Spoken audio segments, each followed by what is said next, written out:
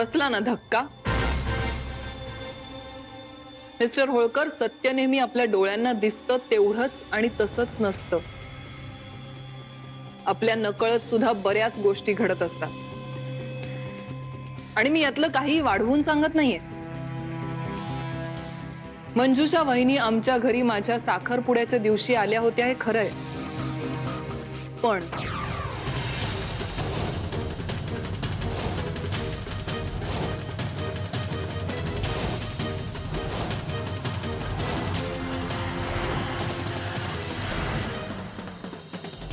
मगाशी येऊन मी प्रियाबद्दल जे काही बोलले ते सगळं खोटं होतं. माझ्या नवऱ्याने माझ्यावर बळजबरी करून हे सगळं बोलायला मला भाग पाडलं.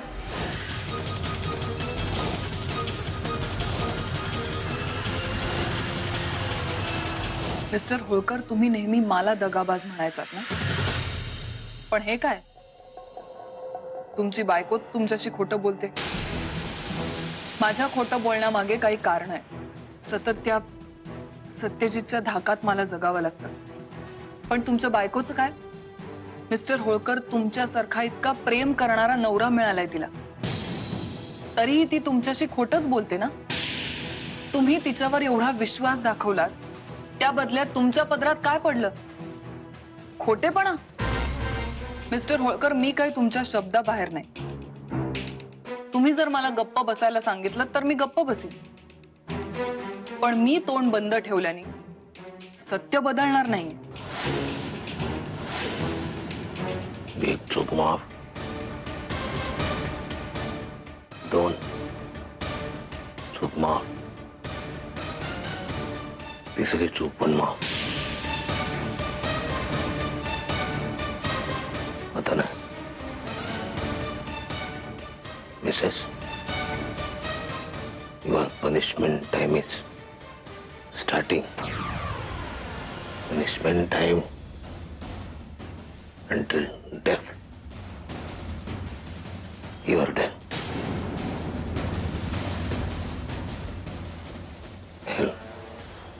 I will do it.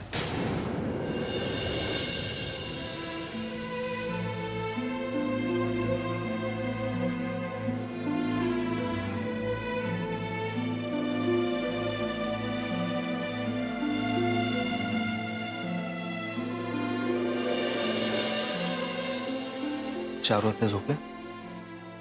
हो, म्हणजे आराम करतात जरा.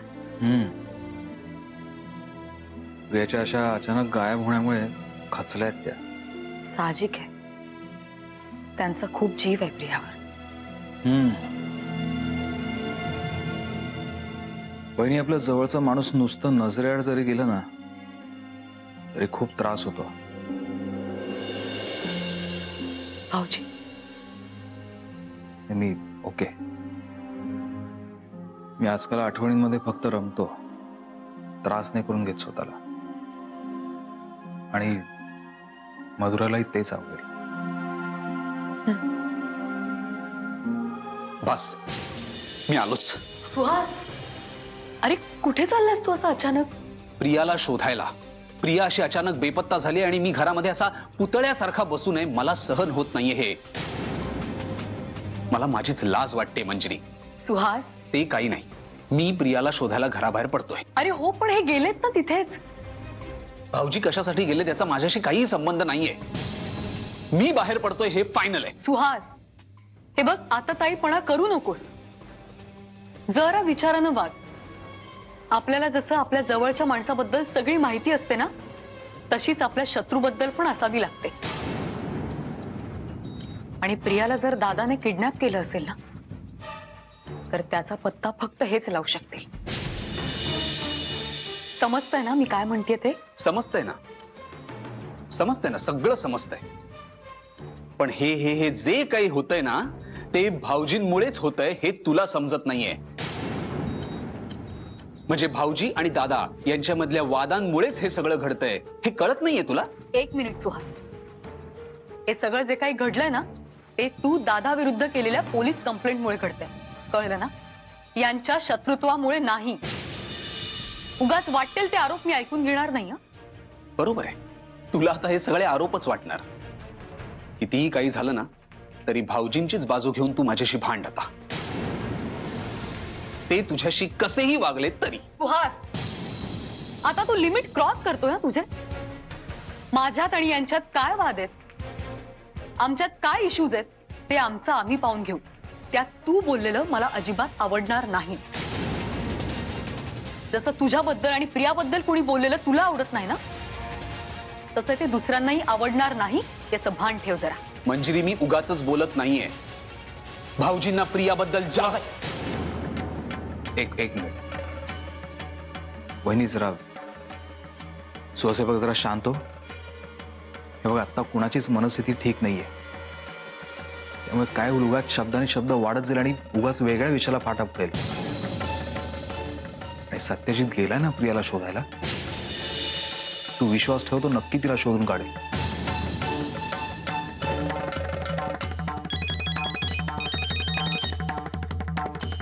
बघ, सत्यजितचाच फोन आहे.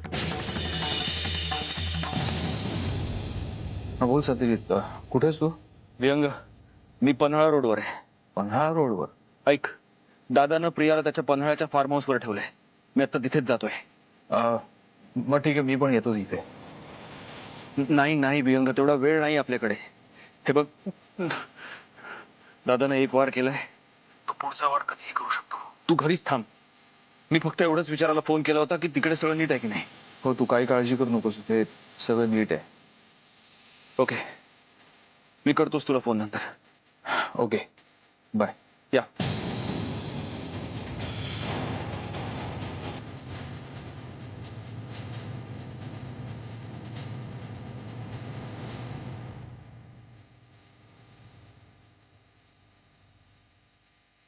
सापडली प्रिया?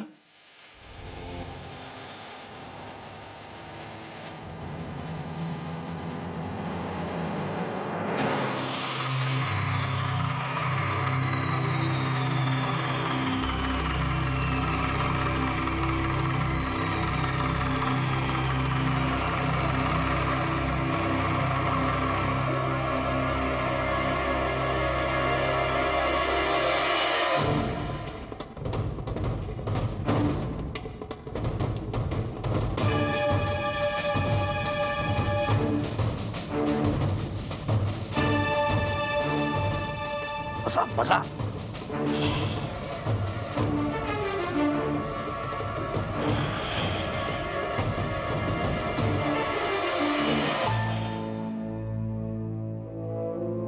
ये जो चिलमन है दुश्मन है हमारी. ओ हाय मिसेस. हा, चोरून चोरून काय बघताय आमच्याकडे? डायरेक्ट बघा, डायरेक्ट नजरेमध्ये नजर घालून. कसे आधी तुम्ही कशा होता? किती सोजवळ, किती साल, मितभाषी. आता आहात का हो तशा तुम्ही? हो, मी अजूनही तशीच आहे. झूठ बोले कौआ काटे, काले कौवे से डरियो. नाही, मी खरंच बोलते. आमचं काय मागणे हो तुमच्याकडं? आमचं छोटस मागणे हो तुमच्याकडे. तांबडे बाबा सोडून आम्ही कुणाकडे काही मागत नाही, फक्त तुमच्याकडे मागतो. आम्ही याचे राजबिंडे, तुम्ही अशा येड्या बिद्रा. आम्ही काय बोलतो? आम्ही मनमिळाऊ, तुम्ही सुटकी चेहरा घेऊन फिरता घरभर. आम्ही काय बोलतो?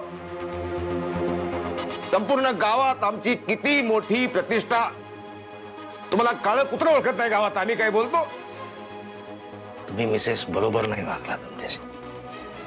तुम्ही प्रामाणिकपणे नाही वागलात आमचे. मी काहीच केलं नाही.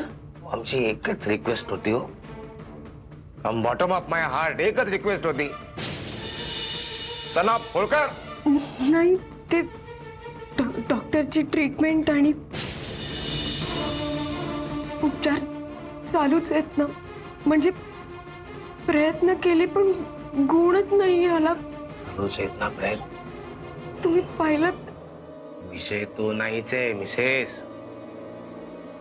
हो माय डिअर मिसेस, विषय तो नाहीच आहे. Different disease. तुम्ही त्याच्यापेक्षाही भयंकर वागलात आमच्याशी. नाही, मी काहीच केलं नाहीये. कुठं बोलताय तुम्ही? खरंच सांगते. मग खरं बोलताय तुम्ही? 100%.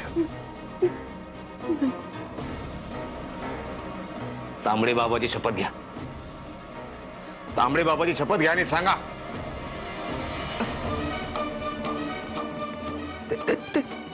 तांबडे बाबाची आणि तुमची शपथ घेऊन सांगते मी. बस. काय? बस बस बस बस. हे ना, किती धीट आहात हो तुम्ही मिसेस. तुमच्या धिटाईची दाद दिली पाहिजे. हिमतीचे आहात तुम्ही. आमच्या समोर तुम्ही तांबडे बाबाची खोटी शपथ घेतली. हिम्मत आहे तुमच्या. Punishment time. You need punishment time. And this time full final. That means the end.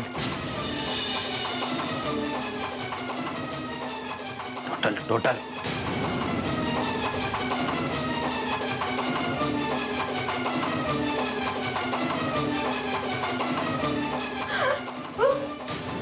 हमारी शरण में तांबड़े बाबा, मेरे बाबा, तांबड़े बाबा.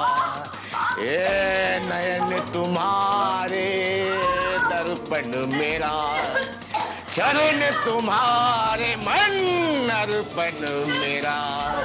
अब तो दर्शन दे दो बाबा. अब तो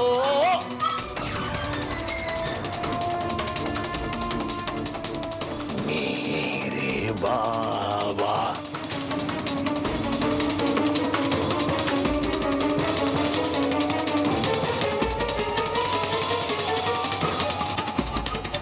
Thank you very much.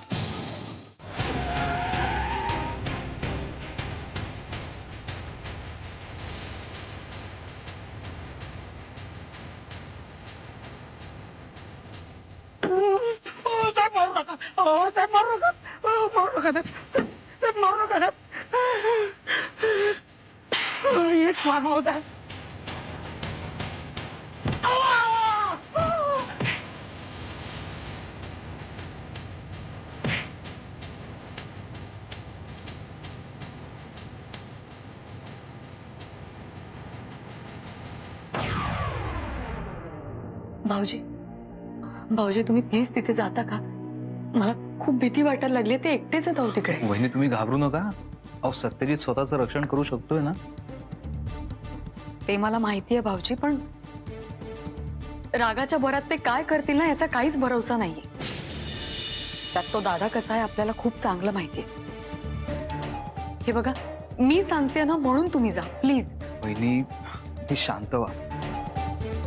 बघा जरा समजुतीने घ्या. मी तुम्हाला सोडून कुठेही जाणार नाही.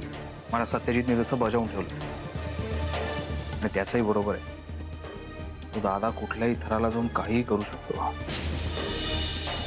मला समजतं ना मला काय म्हणायचंय. मला समजतंय पण तुम्हाला नाही समजत आहे मी काय म्हणते ते. मला काहीच ऐकायचं नाही. तुम्ही तिथे जाणार आहात बस. ठीक आहे. मी जाताना वॉचमॅनला अलर्ट करतोय. तुम्ही कुठलाही फोन रिसीव्ह करायचा नाही एवढं लक्षात ठेवा. आणि घराच्या सगळ्या खिडक्या आणि दारं बंद करून ठेवा. मी जेव्हा परत येईन तेव्हा मी फक्त एक तुम्हाला मिस कॉल देईन. त्याच्यानंतरच दरवाजा उघडा. हो, मला सगळ्या अटी मान्य आहेत तुमच्या. तुम्ही प्लीज लवकर निघा. ते एकटेच हो तिकडे. हो मी येतो. थांबा. मी पण येतो. चला. तू कशाला?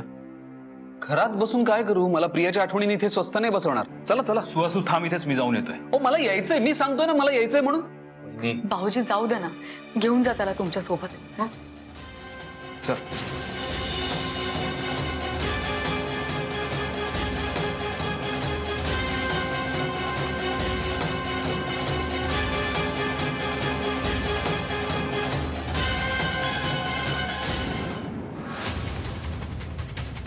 तुझा मालक कुठे आहे? हाक मार, हाक मार, मोठ्याने हाक मार.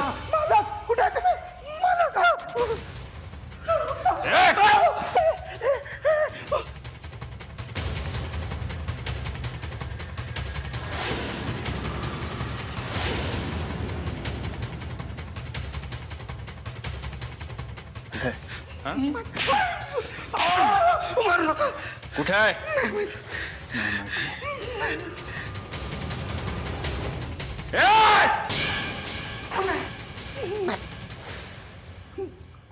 नका म्हणू. साहेब नाही करत, माहित नाही. आईच्या पण दादा कुठे आहे? साहेब आईच्या पण मला माहित नाही. फसवलोस, नाही. फसवतोस मला. मी आलो, तुम्ही इथं होतो. तो साहेब इथं होते. एक मिनिट साहेब, एक मिनिट. हे बघा, हे बघा, त्यांनी मला याच घरावरच्या पत्त्यावर SMS केला होता साहेब. हो साहेब, मारू नका साहेब. साहेब साहेब मारू नका साहेब. सांग दादाला, प्रियाला त्यानं पाताळात जरी दडवून ठेवलं असेल ना, तरी शोधून काढेन तिला मी.